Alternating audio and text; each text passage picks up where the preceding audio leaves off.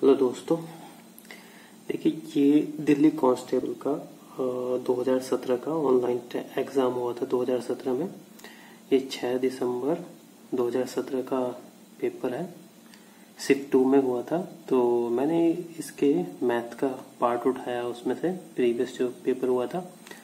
तो इसमें हम क्या करेंगे, जो प्रीवियस क्वेश्चन आए थे उनको देखेंगे कैसे कैसे मैथ के क्वेश्चन आए थे, और ठीक है सॉल्व भी करेंगे। तो इसमें पहला क्वेश्चन है कि यदि x तथा y सम संख्या है तो निम्नलिखित में से कौन सी एक विषम संख्या होगी। ठीक है, तो सम संख्या होने के लिए क्या है, कोई भी सम संख्या होने के लिए क्या है, सम इंटू अगर सम करें, ठीक है, तो वो क्या आएगा, एक सम संख्या आएगी। ठीक है, ऐसी सम इंटू विषम करें तो भी क्या आएगी, एक सम संख्या आएगी। ठीक है, और अगर सम प्लस सम करें तो क्या आएगी, तो भी सम संख्या आएगी। और सम प्लस विषम करें तो क्या आएगी, विषम संख्या आएगी। ठीक है, एक नंबर लिख कर देख लेते, जैसे मैंने 2 एक नंबर ले लिया, और दूसरा पहले दो नंबर है, 2 इंटू 2 तो कितना हो गया, 2 दूनी 4, तो ये भी एक सम संख्या है। इसमें 2 और एक विषम संख्या ले ली मैंने, 3 दूनी 6, ये भी सम है। यहाँ पे 2 और सम 2 4, ये सम है। ठीक है, 2 प्लस 3 तो क्या है, 5, तो ये क्या है, एक विषम संख्या है। ठीक है, तो इसके बेस पे हम क्या करेंगे, x और y दोनों सम संख्या बोल रखी है इसने। ठीक है, तो दोनों सम संख्या यानी x में 2 ले लूं, ठीक है, और y भी अगर मैं 2 ले लूं, दोनों सम संख्या ले लूं, तो मैं कैलकुलेट करूंगा कि कौन सी संख्या, इनको वैल्यू रख के कौन सी संख्या विषम बन जाएगी। तो अगर मैं पहले में रखूं 2 इंटू 2 प्लस 1, पहला ऑप्शन लो, तो कहते 2 3 4 1 5, ठीक है, ये विषम है। ठीक है, और हमें इसमें पूछा था कि कौन सी विषम संख्या होगी, तो इसमें पहला ऑप्शन सही है। अगर और भी चेक करने तो और भी चेक कर सकते हैं, पर अगर क्या कहते हैं, अगर एग्जाम में है तो फिर पहला ऑप्शन आ गया, फिर आगे बढ़ेंगे। तो दूसरा चेक कर लेते हैं, 2 प्लस 2 इंटू 2, तो 2 2 4 और 4 8, ये होगी सम संख्या, तो ये नहीं है। ठीक है, ऐसी जो है तीसरा ऑप्शन लेंगे, 2 प्लस 2 प्लस 2, तो ये भी 6, ये भी सम संख्या है। और चौथा ऑप्शन ले लें हम, 3 गुणा 2 प्लस 2, 3 दूनी 6 तो 8, तो ये भी सम संख्या है। तो यहाँ पे ऑप्शन कौन सा हो गया, पहला हो गया। ठीक है, अब दूसरा क्वेश्चन चलते हैं कि प्रथम 100 पूर्ण संख्याओं में एक अंक कितनी बार आता है। ठीक है, 1 से लगा के 100 तक जो संख्या है उनमें एक नंबर कितनी बार आता है। तो वो कैसे, एक तो यह है कि हम काउंट करें 1 से 9 तक, एक कितनी बार आएगा, 1 आएगी, एक बार आएगा। ठीक है, 10 से 19 एक कितनी बार आएगा, 11 बार आएगा। 20 से 29 कितनी बार आएगा, 1। फिर आएगा हमारा 30 से 39, इसमें भी एक बार ही आएगा, 31। ठीक है, और ये हो गया 40 से 49 एक बार, फिर 50 से, ठीक है, 50 से 59 एक बार, और ये 60 से 69 एक बार, और 70 से 79 एक बार, 80 से 89 एक ही बार बनाएगा, और 90 से 99 एक बार आएगा, और एक आ जाएगा हमारा 100 में। ठीक है, अगर हम यहाँ पे काउंट करें 1 2 3 4 5 6 7 8 9 10 ये हो गया, और 11 ये 21 बार जो है क्या होगा, हमारा 1 आएगा। ठीक है, तो ये होगा थोड़ा सा लेंथी तरीका। ठीक है, अब ऐसे काउंट करने बैठेंगे तो बहुत टाइम लगेगा। इसको हम क्या है दूसरे तरीके से भी एक फॉर्मूला था n इंटू, ठीक है, 10 to the power n minus 1 plus 1, ठीक है, ये एक फार्मूला है। इसके थ्रू हम नंबर ऑफ 1 काउंट कर सकते हैं। यहाँ पे n क्या है, n क्या है, नंबर ऑफ जीरोज, ठीक है। जैसे 100 है, 100 में नंबर ऑफ जीरो कितने हैं, 2, तो n कितना हो गया यहाँ 2, तो ठीक है, यहाँ पे वैल्यू रखेंगे 2 गुणा 10, 2 माइनस 1 प्लस 1, ठीक है, तो ये कितना हो गया 2, और ये हो गया 2 में से 1 गया 10 प्लस 1, तो ये हो गया 20 प्लस 1 21। ऐसे अगर 1000 में निकालने हो हमें, ठीक है, तो 1000 के लिए n कितना हो गया 3, ठीक है, तो यहाँ हो जाएगा 3 into 10 to the power 3 minus 1 plus 1, तो ये हो जाएगा 3 into 10 to the power 2 plus 1, ये हो जाएगा 3 इंटू 100 प्लस 1, तो ये 301, ठीक है, 301 बार 1 आएगा, ठीक है।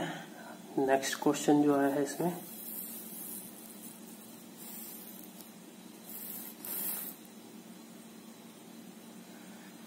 नेक्स्ट क्वेश्चन आया है ये कि 0.7 का स्क्वायर प्लस 0.07 का होल स्क्वायर, तो इसकी वैल्यू निकालनी है, ठीक है। तो इसके लिए क्या करेंगे हम, 0.7 का हमें पता है, इसको बाई 10 कर सकते हैं, 7/10, ठीक है। एक इसके 1.1 एक ही जीरो आएगा, ठीक है। ऐसे ही हम इसके साथ की कितनी बार 2 बार, तो नीचे एक के पीछे 2 जीरो आएंगे, ये ऐसे ही इसका स्क्वायर। जब इसका स्क्वायर खोल लेंगे 7×7 बटे 10/100, और ये हो जाएगा 7×7 और उसके पीछे कितने जीरो आ जाएंगे, 2 3 4, ठीक है। अब ये निकालेंगे तो ये हो जाएगा 049 और ये हो जाएगा 0.1234, ठीक है। जब इसकी भाग करेंगे तो 1 2 3 4 अंकों बाद दशमलव लगी। अब हम इस ऐड कर देंगे, तो ऐड करके क्या आ जाएगा, ये यहाँ पे ऐड करते हैं 0.0049, ठीक है, तो ये हो गया 9494, ठीक है, तो ये हो गया हमारा 94, ठीक है, और 49 आंसर। तो इसमें कौन सा ऑप्शन है, तीसरा वाला, ठीक है। अब नेक्स्ट क्वेश्चन है, इसमें हमारा कि 2000 के कितने धनात्मक गुणनखंड होंगे, ठीक है। 2000 के गुणनखंड करने, तो अगर मैं पहले इसको ब्रेक करूं, 2 इंटू 1000 हो गया, ठीक है, और अब मैं इसको ब्रेक करूं तो ये हो गया 2 इंटू 500 हो गया, इसको ब्रेक करूं तो ये हो गया 5 इंटू 100 हो गया, इसको ब्रेक करूं 100 को तो ये हो जाएगा 2 इंटू 50 हो गया, इसको ब्रेक करूं तो 5 इंटू 10 हो गया, इसको ब्रेक करूं तो हो गया 2 इंटू 5, ठीक है। तो हमारी कितनी संख्या आ गई, ये 2 हो गया, फिर ये वाला 2 आ गया, फिर 5, ठीक है। यहाँ पे 2000 को ब्रेक किया 2 इंटू 1000, 1000 को ब्रेक किया 2 इंटू 500, 500 को ब्रेक किया 5 इंटू 100, 100 को ब्रेक किया 2 इंटू 50, 50 को ब्रेक किया 5 इंटू 10, और 10 को ब्रेक किया 2 इंटू 5, ठीक है। तो ये 2 ये आ गया, ये 2 ये आ गया, 5 ये आ गया, फिर उसके बाद 2 ये आ गया, ठीक है, फिर 5, ठीक है, और फिर उसके बाद 2, फिर उसके बाद ये वाला 5, ठीक है। तो हम क्या करेंगे, 2 कितने, 1 2 3 4, 2 की पावर 4 इंटू 5 कितने, 1 2 3, ठीक है। ये आ गया हमारे गुणनखंड, ठीक है। अब धनात्मक गुणनखंड कितने होंगे,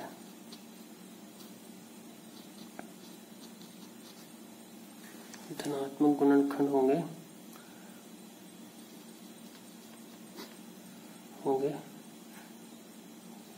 2 की पावर +1, 4 + 1, ठीक है, 4 + 1 इंटू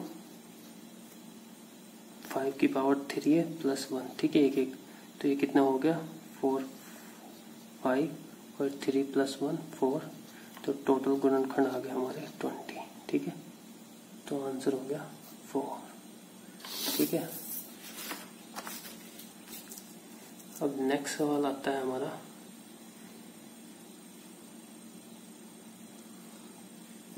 इसमें हमें वैल्यू निकालनी है इसकी। तो सबसे पहले हमें कुछ फार्मूले पता होने चाहिए। ये फार्मूला है हमारा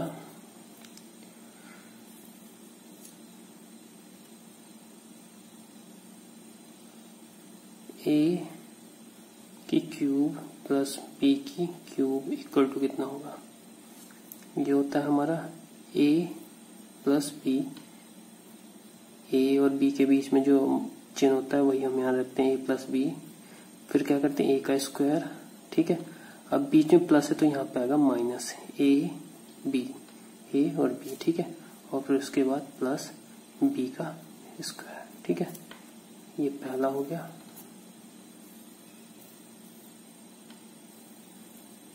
ठीक है, पहला फार्मूला हमारा ये हो गया, ठीक है, ये इसी पे बेस सवाल है। दूसरा है a की क्यूब, जब इनके बीच माइनस हो b की क्यूब, तो a बीच में जो मार्क है वही आएगा माइनस b, ठीक है, और यहाँ a स्क्वायर, अब माइनस है तो यहाँ पे क्या हो जाएगा plus a b plus b square, ठीक है।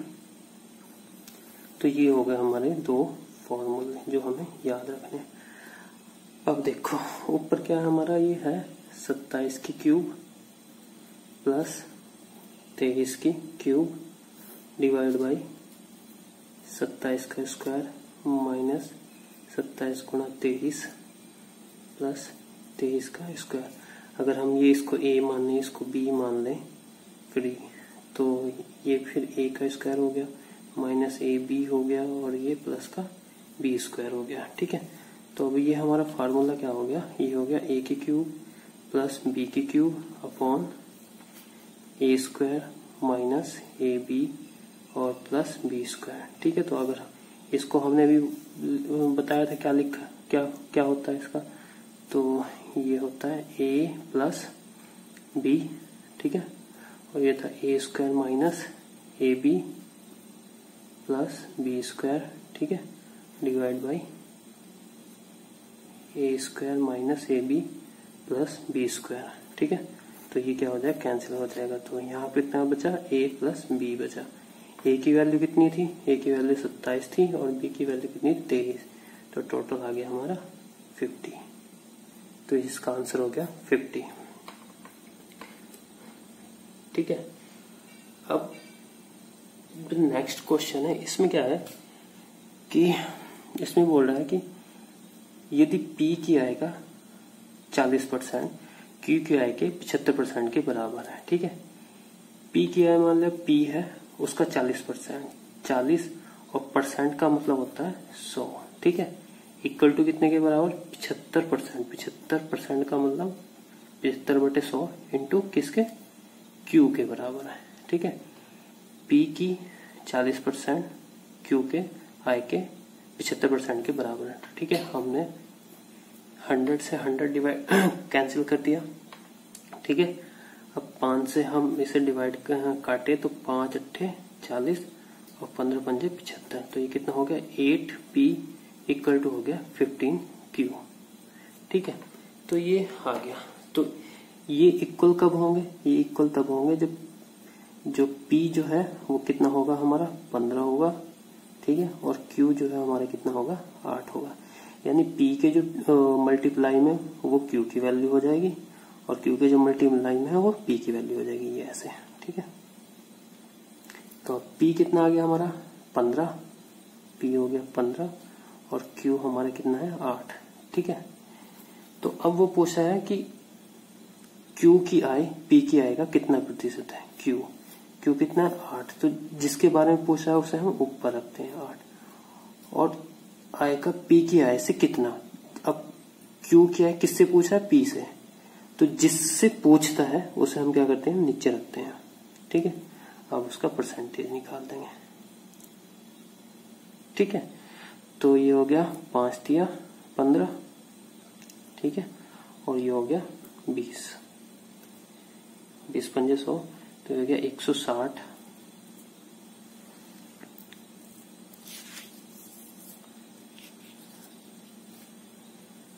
160/3, तो ये हो जाएगा 53%, ठीक है।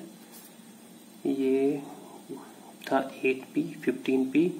इसमें क्या था, जो अगर हम इनको इक्वल करें, इक्वल कब होंगे, अगर यहाँ p की जगह 15 रख दूं तो 15 120 हो जाएंगे, और q की जगह मैं 8 रख दूं तो 15 120 हो जाएंगे, तभी बराबर होंगे। यानी इनको बराबर करने के लिए p की वैल्यू 15 होनी चाहिए और q की वैल्यू 8 होनी चाहिए। अगर ऐसे भी याद नहीं रख सकते तो सिंपल जो q के साथ मल्टीप्लाई है वो p की वैल्यू है, और जो p के साथ मल्टीप्लाई है वो क्या है, q की वैल्यू है, ठीक है।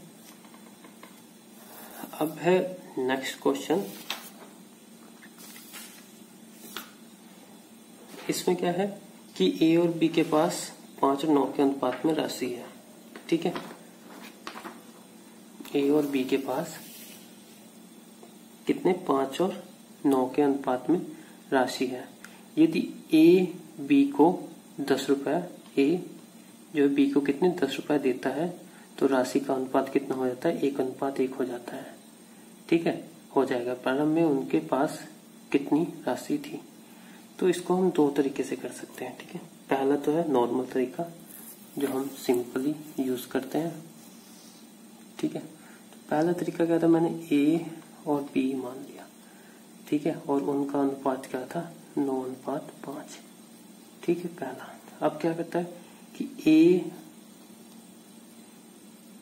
a जो है कितने 10 रुपया किसको दे देता है, b को। तो a ने एक पे जो पैसे थे उसमें से 10 घटाएंगे हम, क्योंकि ये 10 रुपया दे रहा है, और ये 10 किसको दे रहा है, b को, तो ये 10 इसमें हम जोड़ देंगे, क्योंकि a से 10 रुपया जा रहे हैं और जा किसको रहे हैं, 20 को, तो b को जा रहे हैं, तो a से 10 रुपया घटेंगे और b में जुड़ जाएंगे, ठीक है। और इनका रेशियो कितने के बराबर हो जाता है, 1:1 के। तो अब हम इनको कैलकुलेट कर लेंगे यहाँ से मल्टीप्लाई करके। तो ये हो गया a - 10, ठीक है, इक्वल टू b + 10। तो a + b कितना आ गया हमारा, a + b आ गया हमारा 20, सॉरी a - b, ठीक है, b इधर आएगा, तो a - b कितना आ गया हमारा 20, ठीक है। और यहां से हम क्या करते हैं, किसी एक की वैल्यू निकाल लें। तो a की वैल्यू अगर मैं यहां से निकाल लूं तो 9/5 b आ गया, ठीक है। ये दूसरी और ये तीसरी इक्वेशन मान लो। तो अगर हम a की वैल्यू यहाँ से इसमें रख दें तो ये हो गया 9/5 b - b = 20, तो हो गया 9b - 5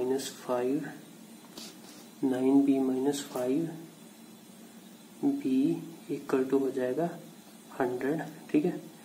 तो यहाँ से बचा 4b = हो गया 100, तो b की वैल्यू कितनी आ गई, 25, ठीक है, b की वैल्यू 25 आ गई। तो अब a की वैल्यू निकालने के लिए हम b की वैल्यू को समीकरण 2 में रख देंगे। तो a कितना आ जाएगा, 9/5 × 25, ये हो गया 5 × 25 5 बार, तो a कितना आ गया 45, ठीक है। तो a और b की वैल्यू कितनी आ गई, 45 और 25, 45 और 25 पहला ऑप्शन, ठीक है। पहला तो ये तरीका है।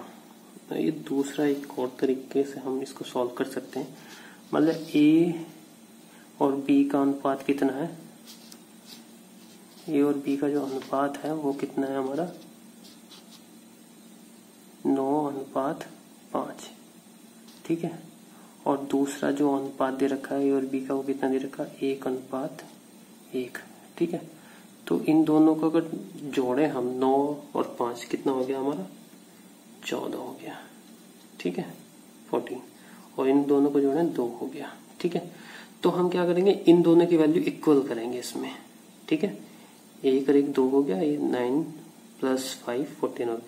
तो यहाँ 14 है, यहाँ 2 है, तो हम इन दोनों की वैल्यू ना इक्वल करेंगे। तो इक्वल करेंगे तो इसे 7 से मल्टीप्लाई करेंगे, इधर भी और इधर भी। तो a/b कितना हो गया, 7:7, ठीक है। अब आ गया 14, ठीक है। तो पहले जो हमारा अनुपात था वो कितना था, ए और बी का 9:5 था, और अब कितना हो गया, ए और बी का अनुपात 7:7। ठीक है। अब देखो यहाँ जो है कितना 2 घट रहा है और यहाँ जो है 2 बढ़ रहा है। ठीक है। इसका मतलब ए के पास पहले जो पैसे थे उसने दे दिए तो ए की वैल्यू कम होगी, और बी के पास जो पैसे थे उसने बी को दिए तो पहले जो पैसे थे और बी को जो दिए उसकी वैल्यू बढ़ गई। ठीक है। अब यहाँ पे जो जैसे ए ने कितने रुपए दिए, 10। ठीक है। ए ने बी को 10 रुपए दिए, और यहाँ पे जो इंक्रीमेंट उसके 10 रुपए देने पे इंक्रीमेंट या डिक्रीमेंट हुआ कितने का हुआ, 2 का। तो एक्चुअल वैल्यू उसने दी थी 10, पर जो हमारा रेशियो है उसमें कितने का इंक्रीमेंट और डिक्रीमेंट हुआ, 2 का। ए दे रहा है तो वो 2 का डिक्रीमेंट हो रहा है उसकी जो पहली वैल्यू थी, और बी को दे रहा है तो उसमें 2 का इंक्रीमेंट हो रहा है। ठीक है। तो अब वैल्यू किसकी निकालनी है यहाँ पे, वो निकालना है उनके प्रारंभ में। प्रारंभ में अगर ए की बात करें तो प्रारंभ में ए के पास 9 है तो 2 5। ठीक है। ए की बात करें तो ये आ गया 45, और अगर बी की बात करें तो 10/2, और ये कितना थी इसकी बात 5 तो आ गया 25। ठीक है। 45 और 25 जो इसके आंसर हो गया।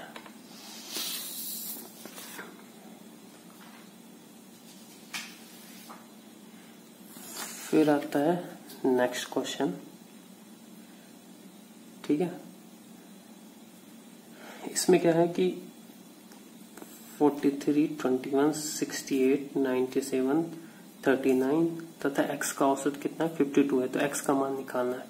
तो औसत क्या होता है, टोटल सम हो जाएगा 39 plus x divide by total number. Total number कितने होंगे, 1 2 4 5 6। ठीक है। 6 इक्वल टू कितना हो जाएगा, 52। औसत जो होता है टोटल जो नंबर है उनका सम डिवाइड बाई टोटल नंबर। ठीक है। तो जब हम इनको जोड़ेंगे नंबर्स को, तो इनको जोड़ेंगे तो ये आ जाएगा हमारा 268 प्लस x। ठीक है। और 6 जो है इसकी मल्टीप्लाई में चला जाएगा, 652। ठीक है। तो हमारा 268 प्लस x इक्वल टू कितना हो गया हमारा 312। x इक्वल टू हो जाएगा 332। तो हमारा 312 माइनस 268, तो x की वैल्यू कितनी आ गई 44। ठीक है। तो x की वैल्यू यहाँ पे कितनी आ गई 44। अब नेक्स्ट क्वेश्चन है हमारा। इसमें कह रहा है कि एक विक्रेता ने एक बैंक में कुछ राशि, कितनी ब्याज दर है 6%। अगले 3 वर्ष के लिए कितनी ब्याज दर है 9%, तथा 6 वर्ष की अवधि के पश्चात, जब 6 वर्ष की अवधि हो जाए उसके पश्चात ब्याज दर कितनी हो जाएगी 10% प्रति वर्ष। ठीक है। अब 9 वर्ष के अंत में 9 वर्ष तक उसने जो है अपना खाता चलाया, विक्रेता को कितना साधारण ब्याज है 1650 रुपए का साधारण ब्याज मिलता है। ठीक है। तो पहले जो 3 है उसमें जो ब्याज दर है 6% है, फिर दूसरा जो 3 वर्ष है उसमें कितना है 9% है, और 3 और 3 6 हो गए। 6 के बाद जो हम साल लगेंगे उसमें जो वो है प्रतिशत दर वो कितनी 10%। तो 9 साल तक उसका खाता चला है, तो 3 3 6, तो यहाँ पे भी कितने वर्ष तक इसकी 10% आएगी 3 वर्ष तक, क्योंकि 9 टोटल कितने हमारे पास है 9 वर्ष तक उसका खाता चला है। तो ये हो जाएगा साधारण ब्याज। मान लिया उसकी जो राशि थी मान लिया वो x थी। ठीक है। x, और ये हो गया वर्ष, ये होगी दर बटे 100। ठीक है। प्लस x, फिर अगले 3 दिन के लिए ब्याज दर कितनी है 9/100, फिर अगले 3 दिन के लिए 3 साल के लिए x इंटू 3, ब्याज दर कितनी है 100, और टोटल जो उसका साधारण ब्याज है वो कितना है 1650। ठीक है। तो यहाँ हम क्या करेंगे 3x सम में कॉमन है। ठीक है। तो 3 इंटू एक्स बाई 100 कॉमन ले लिया सब में से, तो 6 प्लस 9 प्लस 10 कितना हो गया 1650। ठीक है, और ये हो जाएगा 16 9 25। ठीक है, और ये 3 into X divide by 100 to 650। ठीक है, तो ये होगा 4 बार, और 3 से अगर हम इसे काटते हैं 3 पंजे 15, 1 3 पंजे 15। ठीक है, कट गए, तो x आ गया 550 इंटू 4, तो ये हो गया 0, 4 पंजे 20 का 0, 2 4 पंजे 20 और 2 22। तो हमारी धनराशि कितनी थी 2200। ठीक है, ये नेक्स्ट क्वेश्चन है। इसमें कह रहा है कि due to 20% increase in price of sugar. ठीक है, चीनी के मूल्य में अगर 20% की वृद्धि होने के कारण एक व्यक्ति जो है 120 रुपए में 3 किग्रा चीनी जो है कम खरीद पाता है। मान लिया पहले जो है चीनी का प्राइस कम था और उसमें वृद्धि हो जाती है, तो उतनी पैसे में अगर बाद में खरीदेगा तो उसको जो है मात्रा कम मिलेगी। ठीक है, तो वो यही कह रहा है कि पहले जो चीनी का प्राइस था मान लिया 100 था, बाद में 120 हो गया, तो वो अब 120 रुपए में अगर चीनी खरीदना था तो उसको 3 किग्रा चीनी जो कम मिलती है। तो वो कह रहा है कि चीनी का बढ़ा हुआ मूल्य क्या होगा, बढ़ा हुआ जो मूल्य होगा। ठीक है, तो सबसे पहले तो परसेंटेज को समझते हैं। 20%, 20% का मतलब है 20%, पर मतलब बटे, सेंट माने 100। ठीक है, तो अगर मैं इसको कैलकुलेट करूं तो 2/10, ये आ गया 1/5। ठीक है, तो ये हमारा बेस होता है। ठीक है, और जो भी जैसे ये 20% इंक्रीज डिक्रीज वो क्या, वो उसकी वैल्यू होती है हमारी ये इंक्रीज भी हो सकती है, डिक्रीज भी होती है। ठीक है, तो जैसे अब यहाँ पे कह रहा है कि 20% चीनी के मूल्य में 20% की वृद्धि हुई, तो पहले कितना था 5, वृद्धि होकर कितना हो जाएगा, मतलब पहले 5 था तो वृद्धि कितनी की हुई 1 की, ये 1 की वृद्धि हुई तो 6, यानी पहले मूल्य 5 था तो 6 हो जाएगा। तो मूल्य जो है पहले 5 था, अब क्या हो जाएगा 6 हो गया, पहले और अब। ठीक है, इसको क्या लिख सकते हैं, बढ़ा हुआ भी मूल्य लिख सकते हैं, बढ़ा हुआ मूल्य। ठीक है, तो अब जो हमारी क्वांटिटी है ना, ठीक है, क्वांटिटी वस्तु की वो क्या होती है, हमेशा मूल्य की जो ना रिवर्स में होती है। यानी अगर पहले मूल्य 5 था तो वो 6 किलो खरीद रहा था, अब मूल्य 6 रुपए है तो वो 5 किलो क्वांटिटी खरीद रहा है, मतलब 5 केजी खरीद रहा है। ठीक है, तो ये ऐसे था। अब क्या करता है कि वो बोल रहा है कि 120 रुपए उसने खर्च किए। ठीक है, तो 120 रुपए उसने खर्च किए तो उसको कितनी 3 किग्रा चीनी कम मिली है उसे। तो पहले अगर वो 120 रुपए खर्च करता और 5 रुपए के मूल्य से अगर वो सामान लाता तो कितना मिलता, तो 120 रुपए उसने 120 रुपए में मात्रा कितनी आती। ठीक है, 120 रुपए खर्च करता और 5 रुपए उसका मूल्य होता, तो यहाँ पे मात्रा कितनी आती चीनी की, ये आती 24 केजी। ठीक है, और 120 रुपए में मात्रा चीनी की जब रेट 6 रुपए हो गया, ठीक है, तो कितनी आ रही है 20 केजी आ रही है। ठीक है, ये है एक्चुअल में। ठीक है, ये एक्चुअल में आ रही है, पर यहाँ पे जो हमारा क्वांटिटी है इनके बीच डिफरेंस कितना 1 का है, कि पहले हम 6 खरीद रहे थे जब प्राइस कम था, अब जब प्राइस बढ़ गया तो अब 1 मतलब 5 केजी खरीद रहे हैं, पर जो अब हमने निकाल लिया एक्चुअल में तो इनके बीच डिफरेंस कितना है 4 का। ठीक है, पहले 24 केजी आ रही थी वही 120 रुपए में, अब कितनी आ रही, वो है कितनी आ रही 20 केजी आ रही है। ठीक है, तो इसमें जो यहाँ पे डिफरेंस दे रखा है वो कितना दे रखा है 3 केजी का। ठीक है, एक्चुअल में, और हमारा डिफरेंस कितना आ रहा है 4 केजी। ठीक है, 4 केजी का आ रहा है। तो हम हमेशा क्या करते हैं कैलकुलेट करने के जो एक्चुअल वैल्यू होती है 3 kg, नहीं जो हमारा डिफरेंस है ये एक्चुअल 4 kg है और उसमें जो क्वेश्चन मुझे लिखी वो 3 kg, ठीक है 3 kg। तो अब हमें जो प्राइस निकालना वो क्या है, बढ़े हुए का निकालना है, ठीक है। तो बढ़ा हुआ कितना हमारा 6, ये प्राइस है 6 kg यहाँ पे, ठीक है। तो बढ़ा हुआ मूल्य होगा अब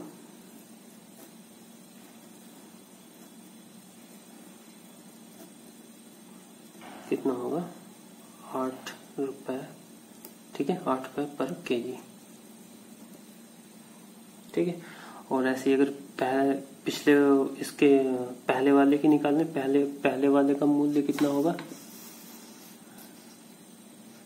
ठीक है। यहाँ जो था हमारा डिफरेंस आ गया 4 kg इन दोनों के बीच में, कि पहले 24 kg खरीदा था अब 20 kg खरीदा है, यहाँ 4 kg, ठीक है 4 kg, बट एक्चुअल में कितना था 3 kg। तो जब 120 में 3 kg तो 4/3, और अब बढ़ा हुआ मूल्य निकालना 6 से, ठीक है। बढ़ा हुआ मूल्य निकालना तो हम क्या करेंगे 4/3 इंटू 6, जो बढ़ा हुआ मूल्य क्या है इस टाइम 6 है तो 6 रखा। अब पहला वाला मूल्य निकालने, पहला वाला मूल्य होगा 4/3, पहला वाला मूल्य कितना है 5, ठीक है। तो 5 चौक 20/3, तो ये हो जाएगा 6.66 रुपए। तो यहाँ पे पूछा कितना है बढ़ा हुआ मूल्य कितना है हमारा 8, ठीक है। उसके बाद आता है नेक्स्ट क्वेश्चन। इसमें क्या, यदि एक व्यापारी वस्तु के मूल्य को उसके क्रय मूल्य से, ठीक है, वस्तु का जो मूल्य है, ठीक है, वस्तु के मूल्य को उसके क्रय मूल्य से 60 रुपए अधिक अंकित करता है, ठीक है। यानी एक वस्तु थी, उसका जो विक्रय मतलब क्रय मूल्य था, जो उसके खरीद के लाया था ना, तो उससे 60% अधिक बढ़ा के उसका अंकित कर देता है। अंकित मतलब मार्केट प्राइस कर देता है उसका। तो 60% का मतलब क्या हो गया हमारा, 60% का हो गया 60/100, ये हो गया 3/5, ठीक है। तो यहाँ पे क्या है 5 जो है हमारा क्रय मूल्य हो जाएगा, ठीक है। तो इसी पे जो है वो कितना 60% बढ़ा रहा है, यानी पहले अगर हमारा 5 था तो अब कितना हो जाएगा 8। तो 5 क्या था हमारा क्रय मूल्य, और ये 8 क्या हो जाएगा अंकित मूल्य, प्लस ये वाला 3 प्लस हुआ है तो 8 हो गया, ठीक है। तो अंकित मूल्य हमारा कितना हो गया 8 और क्रय मूल्य हमारा होगा 5, ठीक है। यहां तक हमारी बात पूरी होगी।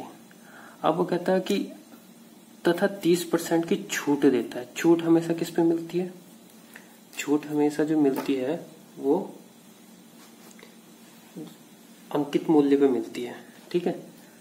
तो 30% की छूट 30/100, ठीक है 3/10, तो ये क्या है हमारा अंकित मूल्य, क्योंकि छूट जो है किस पे हमेशा अंकित मूल्य में मिलती।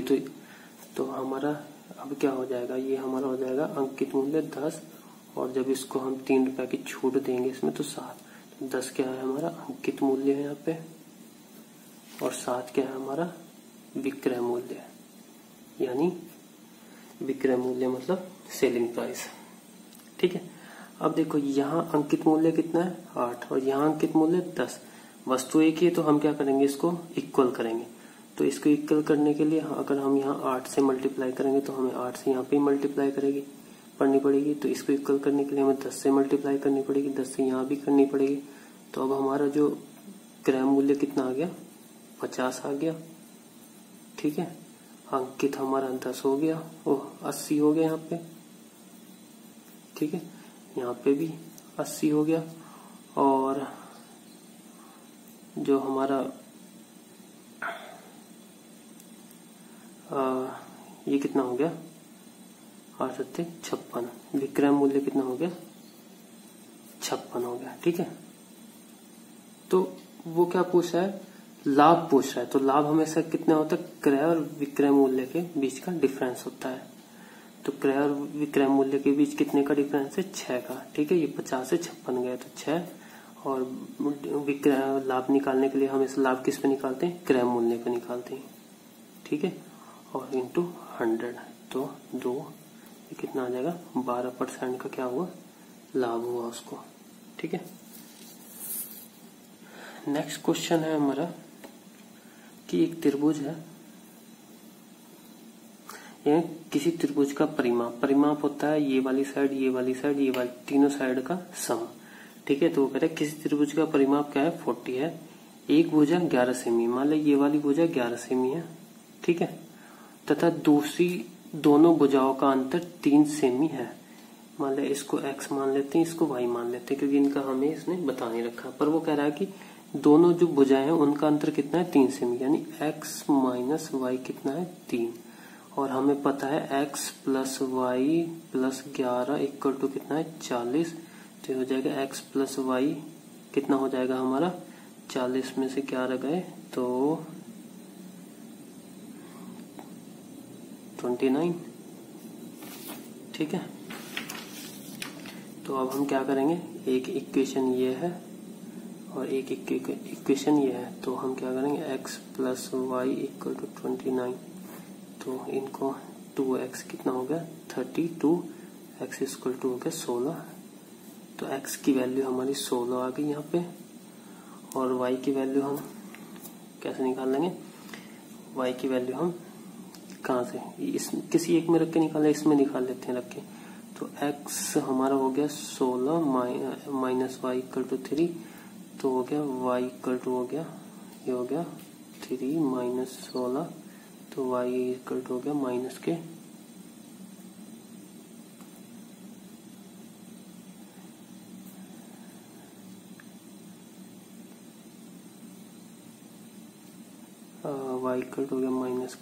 13। ठीक है, तो y की वैल्यू आ गई 13।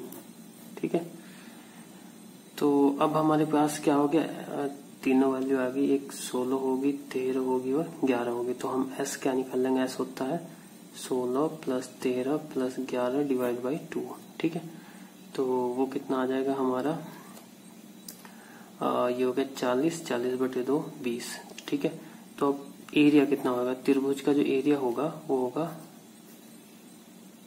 20, और 20 माइनस 11, 20 माइनस 13 इंटू 20 माइनस 16। ठीक है, तो 20 इंटू 9, 7 और 4। ठीक है, तो ये हो जाएगा हमारा, ठीक है, 5, 4, 9, 7, 4। ठीक है, तो 4 2 बार आ गया इसमें। ठीक है, तो 4 बाहर आ गया, 3 का अंडर रूट 9 का अंडर रूट 3 आ गया, यहाँ पे बचा 5 और 7, तो ये हो गया 4 × 12 और ये हो गया अंडर रूट 35। तो इसका आंसर हो गया 12 अंडर रूट 35। ठीक है, नेक्स्ट क्वेश्चन है,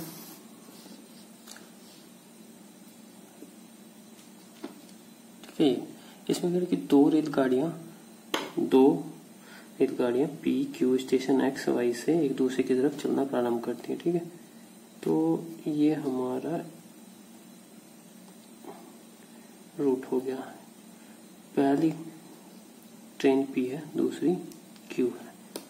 ये पी जो है एक्स स्टेशन से चलती है और क्यू जो है वाई स्टेशन से चलती है। ठीक है, तो इसमें इसको हम दो तरीके से कर सकते हैं। तो इसमें दे रखा है पहले तो रेलगाड़ियां मिलने के पश्चात। ठीक है, जैसे यहाँ से हमारी रेलगाड़ी ये चली और ये वाली ये चली, तो जैसे जैसे चलती चलती गई, ये यहाँ से चलती गई, तो मान ले समझ लो यहाँ मिली है। ठीक है, ये मान लिया ये ए पॉइंट में मिली।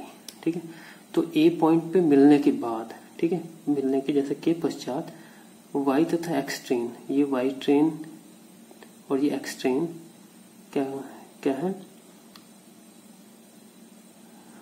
वाई पी तथा क्यू ट्रेन क्या है, स्टेशन पहुंचने में क्रमशः जो क्यू जो ये हमारी पी है, जो पी ट्रेन है वो इस बिंदु पे मिलने के बाद कितने घंटे लगाती है, वाई तक पहुंचने में 4 घंटे लगाती है, और सॉरी 5 घंटे लगाती है, ठीक है, 5 आवर लगाती है, ठीक है। और जो हमारी क्यू ट्रेन है वो ए के मिलने के बाद यहाँ से यहाँ तक जाने में कितना टाइम लगाती है, 4 घंटे और 3 मिनट, ठीक।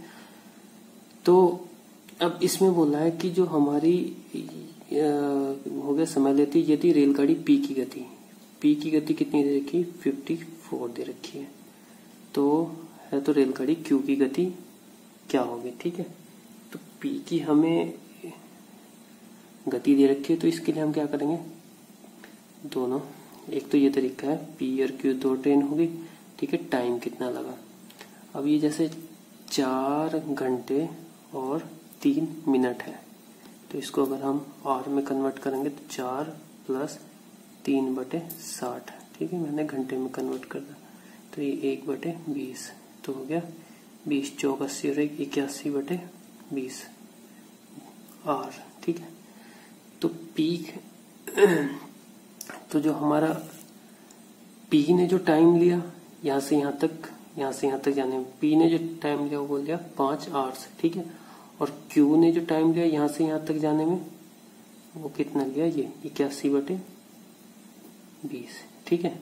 तो हम क्या करेंगे, पहले √t निकाल लेंगे, तो टाइम का √ निकाल लेंगे, तो वो हो जाएगा √5, ठीक है, और √81/20, ठीक है। तो 81/20, तो हम क्या करेंगे, यहाँ पे इस 20 को इसके साथ मल्टीप्लाई कर देंगे, जिससे हम इनको डिवाइड वाला एक सिस्टम खत्म कर लें, फिर हमें आसानी रहेगी। तो यहाँ पे जो क्या हुआ, ये 5 × 20 कितना हो गया, 100, और ये हो गया कितना, 81, ठीक है। तो √t की वैल्यू कितनी आ गई, √t की वैल्यू आ गई यहाँ पे, जब √ खत्म हो जाएगा तो 10 आ जाएगी, और यहाँ पे कितनी आ गई, 9, ठीक है। तो ये आ गई टाइम की। तो स्पीड क्या होगी, स्पीड जो होगी वो इनका रिवर्स होगी, 9 और 10, ये एक्चुअली क्या है, रेशियो में है, ठीक है। तो 9 और 10 होगी, ठीक है। अब हमें दे रखा है कि जो पी की स्पीड है, पी की स्पीड दे रखी ना 54, तो 54 दे रखी है, और यहाँ पे पी की स्पीड कितनी आई, 9, ठीक है। और स्पीड किसकी निकालनी है हमें, क्यू की, यानी 10 की निकालनी, 10 की क्यू की स्पीड, तो कितनी हो जाएगी, 9 × 54, ये होगी 60 km/h, ठीक है। एक तो तरीका है ये, ठीक है। एक दूसरा तरीका और है निकालने का, इसमें क्या है कि हमारे पास ये हमारा ट्रैक हो गया, ये एक्स स्टेशन है, ये वाई स्टेशन है, ये पी ट्रेन है, ये क्यू ट्रेन है, और ये पॉइंट है ए जहाँ पे ये दोनों मिलती हैं, ठीक है। अब इसकी जो चाल है वो है 54 km/h। अब क्यू की हमें निकालनी, तो इसकी हम x मान लेते हैं, ठीक है। इसको जो टाइम लगता है यहाँ से यहाँ जाने में, यहाँ से यहाँ तक जाने में कितने, 5 और लगते हैं, और इसको यहाँ से यहाँ तक जाने में कितने लगते हैं, 81/20 आवर लगते हैं, ठीक है। अब एक चीज सोचो कि जैसे ये ट्रेन यहाँ से चली, दोनों एक साथ चली, ठीक है, पी यहाँ से चली, क्यू यहाँ से चली, ये इधर को जा रही है, ये भी इधर को जा रही है, ठीक है, इधर इधर जाते रहे, इधर जाते रहे, इधर जाते रहे, ये इधर आई, ये इधर आई, ठीक है। तो जब ये एक दोनों दूसरे को मिली होंगी तो क्या होगा, इन्होंने जो दूरी चली उसका तो पता नहीं, पर यहाँ से यहाँ तक आने में जब एक दोनों मिली तो सेम टाइम लिया, जितना टाइम इसने यहाँ से यहाँ तक आने में लिया उतना ही टाइम इसने यहाँ से यहाँ तक आने में लिया, ठीक है। यहाँ से यहाँ तक आने में इसका टाइम, यहाँ से यहाँ तक आने में इसका टाइम सेम ही है, ठीक है, क्योंकि जब मिलेंगी दोनों एक साथ चल रही हैं, अब जब दोनों एक साथ मिल रहे हैं तो टाइम क्या है, सेम लगेगा। तो हम यही कंसेप्ट लगाएंगे, तो हमें पता ही है चाल इक्वल टू कितना होता है, दूरी बटे समय, ठीक है।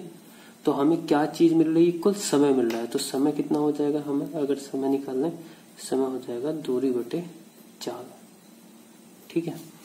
तो मैं यहाँ की दूरी निकाल लूं, ठीक है, यहाँ से यहाँ तक की दूरी। तो यहाँ से यहाँ तक की जो दूरी होगी, एक यहाँ से यहाँ तक की दूरी, ठीक है, तो यहाँ से यहाँ तक की दूरी कितनी हो जाएगी हमारी,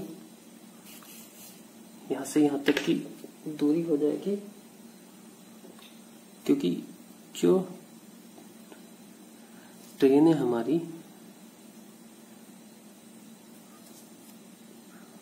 ये वाली, ठीक है, तो यहाँ से यहाँ तक कितनी देर में चलेगी, दूरी निकालने के लिए क्या है, इसकी कितना चल रही, 1 घंटे में। पहले इस ट्रैक की दूरी निकालना है तो वो क्या आ जाएगी, जो क्यू की चाल है वो x है और घंटे कितने लग रहे हैं, इसको 81/20, तो इसकी डिस्टेंस होगी 81/20 x, ठीक है। और क्यू की जो स्पीड है, क्यू की स्पीड है 54r और ये यहाँ पे कितने घंटे चली, 5 घंटे, तो ये होगी 54 × 5, ठीक है। तो यहाँ से यहाँ तक डिस्टेंस निकल गई, ठीक है, और यहाँ से यहाँ तक इसकी डिस्टेंस निकल गई। तो अब इसकी दूरी निकल गई, ये दूरी कितनी बैटरी हमारी, ये हो गया 81/20x डिवाइड बाई चाल इसकी कितनी है, चाल है 54, ठीक है, इस वाली गाड़ी की। क्योंकि ये जो हमारा क्या कहते हैं P है, P जो है इसने यहाँ से यहाँ तक कितनी स्पीड से करी, 54 से, ठीक है, क्योंकि यहाँ से P चली थी, यहाँ से यहाँ तक P को जाने में लगा टाइम और यहाँ से यहाँ तक Q को आने में टाइम इक्वल रहेगा। तो यहाँ से यहाँ तक Q को आने में कितना डिस्टेंस कवर करी, 54 × 5, ठीक है, और इसकी चाल क्या थी, Q की x, ठीक है, समझ में आया। यहाँ से क्या है, डिस्टेंस जो होगी हमारी 81/20x और चाल कितनी थी P की, 54। तो अब इसको सॉल्व करेंगे तो ये हो जाएगा 21x और 81x 20 और ये हो गया x, ठीक है, और ये हो जाएगा 54 × 5 हो जाएगा 81x², ये हो गया 54 5 × 20 और ये x² हो गया 54 5 × 20 डिवाइड बाई 81, ठीक है। तो x कितना आ जाएगा 54 और यहाँ से कितना आ जाएगा, 20×5 100 है ना, तो ये 10 आ जाएगा और डिवाइड बाई 9, ठीक है।